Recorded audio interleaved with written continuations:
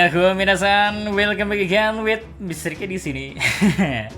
Oke, balik lagi sama pembahasan One Piece, Re. Pertempuran yang sempat terjadi antara orang-orang membawa nama generasi baru seperti Luffy, Kid, dan Law melawan para Yonko yang sudah lama berkuasa sepertinya memberikan dampak yang sangat besar ke depannya. Gimana enggak ya? Bayangin aja, bajak laut kuat seperti Kid dan Law nyatanya dibantai dengan mudahnya oleh Kurohige dan Akagami Pirates, yang mana sampai ke titik kita aja gak tahu apakah kedua orang dari generasi terburuk itu bisa bangkit atau enggak. Ya, seperti yang kita tahu, kekalahan dari Law dan Kid memang cukup sama, namun karena kita bakal lebih fokus dulu ke Law, kekalahan dirinya meski dia masih di posisi yang bisa dikatakan selamat, berbeda dengan Kid yang ikut hancur bersama krunya. Namun Law sendiri bisa dibilang ya kehilangan segalanya, Re. Mulai dari nakama yang berhasil dihabisi oleh Kurohige, lalu kapal selam miliknya yang ikut berhasil ditenggelamkan oleh bajak laut Kurohige, sampai ke topi yang digunakan oleh Law aja ya kayaknya ikut hilang di pertarungan itu.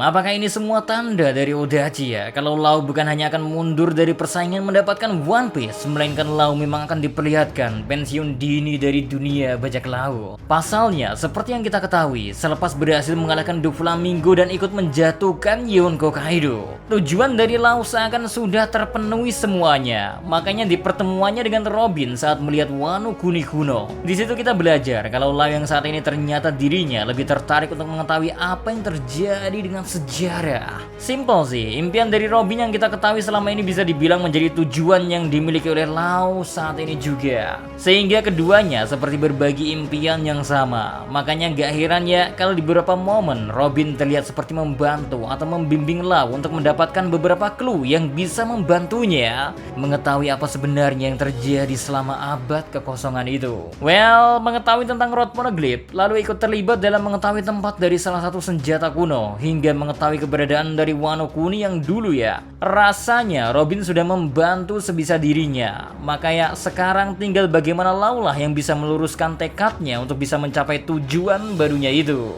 Tapi satu pertanyaan besar tentu menjadi menarik untuk dibahas, karena seperti yang kita tahu, meski Law memiliki banyak informasi mengenai apa yang terjadi dan berkaitan dengan sejarah yang sesungguhnya, tapi perbedaan terbesar di antara Robin dan Law yang keduanya memiliki impian yang sama ialah bagaimana Robin bisa membaca bahasa kuno sementara Law gak bisa. Alhasil kira-kira apa yang akan Law lakukan ke depannya, Re? Setelah kita tahu kan dirinya berhasil dihabisi oleh bajak laut Kurohige ini, apakah dia akan mencoba mengeksplor terlebih dahulu Wano Kuni kuno sambil mempelajari Pluton dan menggali informasi yang berhubungan dengan sejarah yang hilang? Karena satu-satunya informasi yang Law miliki saat ini harusnya berhubungan dengan senjata kuno dan Wano Kuni. Soalnya Law tentu gak memiliki kemampuan untuk membaca Poneglyph, sehingga dia gak mungkin hanya berkelana seorang diri untuk menemukan hal itu. Nah, menarik sih entah bagaimana hubungan antara Law dan Sabo di sini ya, seketika memiliki kesempatan bertemu yang sangat besar. Soalnya seperti yang kita tahu kan, kalau nama asli dari Law ialah Trafalgar di Waterloo. Sedangkan Sabo seperti yang pernah dikatakan oleh para Gorosei kalau dirinya dikasihani karena memiliki takdir yang aneh.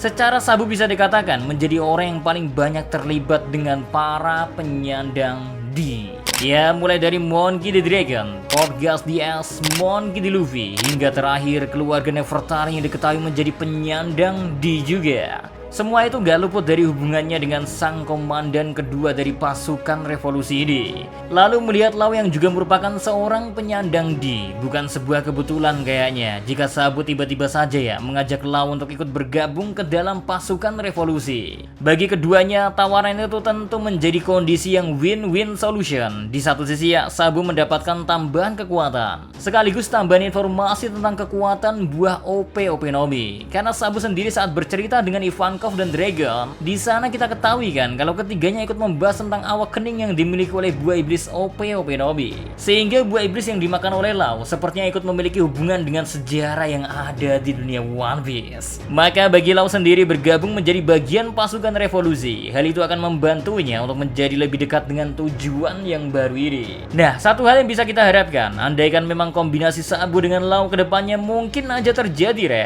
ialah bagaimana kalau keduanya malah menjadi kunci dari terbebasnya seorang Doflamingo. Hah, sungguh ironi bukan? Lau yang sedari dulu ingin membalaskan dendam dari Corazon ke Doflamingo. Pada akhirnya, dia ada di titik di mana Lau malah membantu menyelamatkan Doflamingo dari hukuman penjaranya. Karena tentu informasi yang dimiliki oleh Dovi sangat dibutuhkan oleh pasukan revolusi. Gak hanya kekuatan awakening dan mungkin asal-usul dari buah OP-OP Nomi saja, Dovi sendiri memegang kunci bagi teka-teki harta Marijoa. Yang sampai detik ini masih belum kita ketahui apa sebenarnya yang dimaksud oleh Dovi itu, But dengan membebaskan Dovi ya dan menjadikan informasi yang dia miliki sebagai hal yang ditawarkan, hal itu memberikan informasi yang sangat banyak sekali bagi pasukan revolusi ke depan. Apalagi mereka saat ini posisinya akan segera berperang dengan pihak pemerintahan dunia. Belum lagi hubungan pasukan revolusi dengan Robin yang kita ketahui begitu akrab. Hal ini pun bisa digunakan oleh Lau sebagai koneksi untuk mencapai tujuannya demi mengetahui takdir aneh dimiliki para penyandang D. Sekaligus apa yang terjadi kepada mereka sesungguhnya. Ditambah ya kata-kata terakhir dari Raja Cobra yang membuat Sabo seakan memiliki hutang untuk menyelamatkan Vivi yang saat ini kondisinya dia sedang bersembunyi di balon milik Morgans.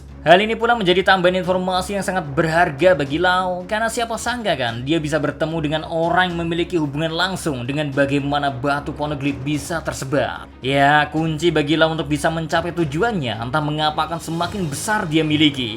Andaikan Lau memang ikut bergabung dengan pasukan revolusi, karena Nefertari di Vivi, Nico Robin, pertarungan dengan God's Knight, semua hal itu secara gak langsung akan menuntun Lau pada apa yang dia cari setelah berhasil dalam tujuannya yang ingin membalas dendam. Lalu, bukan berarti Lau yang sudah dikalahkan oleh Kurohige, berarti dirinya pun akan menarik diri dari pertarungan besar yang akan berpusat pada Luffy ke depan. Karena Lau pun bukan tipe orang yang akan menurut kepada pemerintahan dunia, walau dirinya sudah bukan menjadi seorang bajak laut lagi, Makanya, pada puncaknya ya, Lau pun tetap akan berpartisipasi dalam perang besar nanti, sehingga impiannya yang sekarang yang ingin mengetahui rahasia dari sejarah, tentunya hal itu akan dia berhasil ketahui dengan cara dia memilih jalan untuk bertemu dengan orang yang memiliki takdir sangat tinggi dengan para penyandang D. Gimana menurut kalian? Apakah mungkin peran dari Lau selanjutnya bakal berjalan seperti itu? Atau malah Lau akan kembali membangun bajak lautnya? Walau sangat sulit rasanya ya untuk melihat hal itu bisa terjadi. Secara sang kapten aja ya, udah tidak memiliki niatan untuk menjadi seorang raja bajak laut. Ditambah dia sudah kehilangan segalanya di pertarungan melawan Yonko Kurohige. Maka bisa kita asumsikan kalau Lau bahkan sudah bisa dibilang bukan seorang bajak laut. Dia adalah pencari sejarah yang hilang, terutama pengen tahu arti nama D. Kayaknya segitu dulu konten kali ini. Coret-coret di komentar kalau ada yang ingin kalian tanyakan atau kalian ibaratnya komenin masalah konten ini, So, see you next time. Ada Zakaria Mono, stay safe everyone. Salam Animania.